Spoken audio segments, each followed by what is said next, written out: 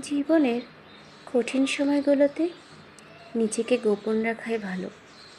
নিজের দুঃখ কষ্ট কাউকে না দেখানোই উত্তম।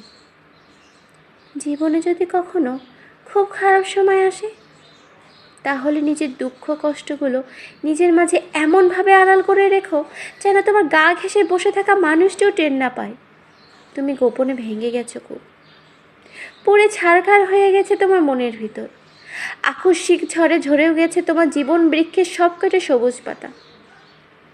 শক্ত হও, নিজেকে নিজে বোঝাও যে এত সামান্য বাতাসে ঝরে যেতে নেই, ভেঙে যেতে নেই এমন হালকা আঘাতে। কান্না পেলে একা একা গোপনে কাঁদো, তবুও নিজের ক্ষতগুলো কাউকে দেখাতে যেও না। মনে রেখো, যে নিজের জন্য আলো হতে পারে না, পৃথিবীর সমস্ত আলো মিলেও তাকে পথ দেখাতে পারে না। জানোই তো, মানুষ বড় নির্দয়। ভেঙে যাওয়া মৌচাক দেখলে কটা ঢিল মেরে আরও বেশি ভেঙে দিয়ে পৈশাচিক আনন্দ পায়।